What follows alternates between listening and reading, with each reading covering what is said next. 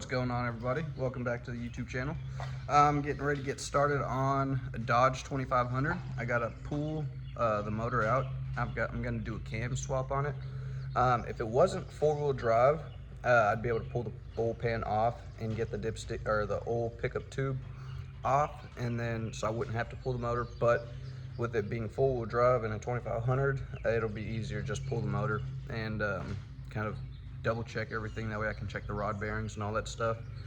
And we're going to be doing a BTR Truck Norris kit on it, and I'm probably going to be doing a port and polish, a couple other little goodies on it.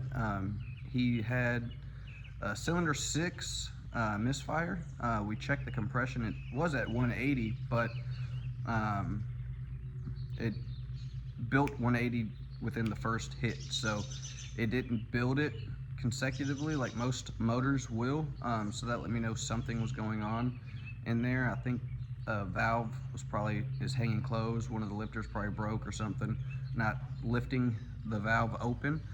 And so we'll just have to tear it down and find out. And yeah, we're gonna get a cam kit for it. So first thing is first, let's go ahead and get this motor pulled out and diagnosed. I think the first thing we're gonna do is drain the radiator, get the oil out, and gonna start taking off the radiator hoses, take the intake off. Yeah, other than that, we gotta knock those accessories out and get the exhaust pulled off, probably rip the intake off, give me a little bit more clearance to get the engine out. And yeah, I'll tune back in here in a minute because I can't really record while I am working. So pretty much had to disassemble the front grille, front bumper, take the entire harness off. I was trying to prevent that, but over here there's really nowhere easy to take off. Everything goes to the fuse box, and all the battery, power wire. I was gonna try to set it on the ground, take the tires off, but this lug nut in here broke. That bitch broke clean off.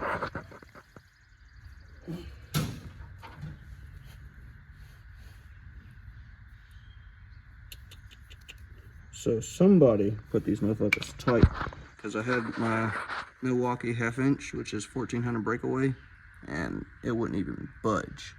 I had to put like a 5-foot breaker bar on them, and then that's what happened. Damn lug nut broke.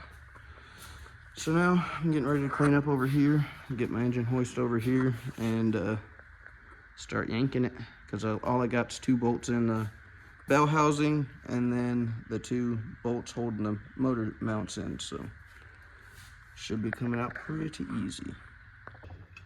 So we got the motor apart. Oh, got the valve covers and shit off, so we can kind of see what's going on. We had a cylinder 6 misfire, and I can't seem to figure out what. Oh, god damn. No, I'm just kidding. Yeah, we seen that. That bitch is bent like a motherfucker.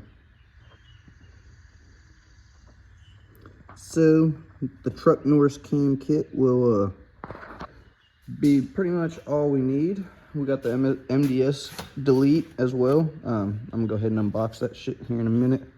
I went to start opening it, but I was like, I'm gonna wait for the camera so we can actually get everything on here. Try to get as much in depth as I can, but this side looks okay. That one looks like it's a little bent, just a hair.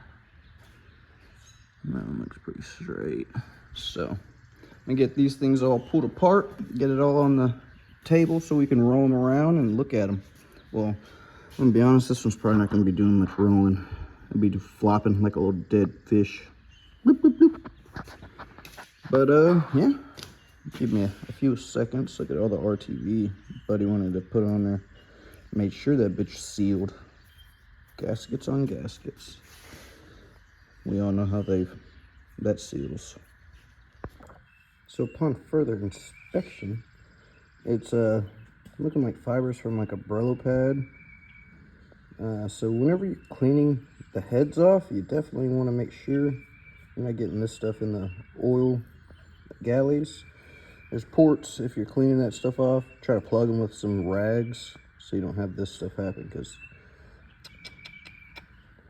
if that goes through, it's going to destroy bearings, going to destroy camshaft, and destroy a bunch of shit. So the rest over here is some more of that, and some of this is metal. I can feel some metal shards. Like, that's a piece of metal. That's a piece of metal there. So one thing that I noticed whenever I was pulling these lifters apart, all the MDS ones, you can see that little ball.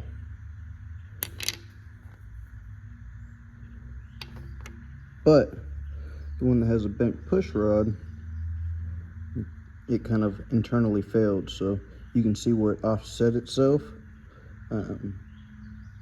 Might pull this thing apart, check it out here in a little bit, not sure, but definitely know that we were on the right track. The lifter failed, and but the cylinder walls and bearings and everything look pretty good on the motor, so we're not really going to pay any attention to that since it's nice and sound. It only has 160,000 miles on it, so we're going to go ahead and do the cam kit real quick. Got the Hellcat exhaust gaskets, Hellcat head gaskets, and lifters, push rods, whole 9 yards. So the truck Norris cam will definitely liven this truck up. Got the MDS plugs, got all that stuff. So the only thing we didn't get was a cam gear set. The timing chain didn't really look like it was stretched or wore or anything, but if we can't get this cam phaser lockout tool to lock it out, then we will have to upgrade. But right now we're gonna just try to go with what we've got. You know, we got all the Hellcat lifters, push rods, and all that stuff, and so she should be ready to rock and roll. So pretty much with finding that locked up lifter, and that's the reason why it caused the bent push rod, it's safe to say that the rest of the motor is pretty sound. I tapped on all the rod bearings and all the main bearings with the caps to make sure that none of them seemed like they were ringing any more than any unusual ringing. So that way we didn't have to tear it down even further. Yeah, everything else is nice and sound. But once we get this truck Norris kit, once we get the heads back, I'm getting ready to finish up port and polishing them. I'll probably make a little video on that. And get the heads back, we'll be slapping it all back together and trying to figure out where we can get it tuned at. I need to figure that one out now. I might call up Matt from BTR and see if I can't schedule a tuning session with him. He said it's a little hard for him to get to right now, but he did say that was an option, so I'm probably gonna end up going that route if I can't find anybody with a dyno that tunes these Rams, these 2014 Rams. But other than that, go ahead and hit the like and subscribe, and see you guys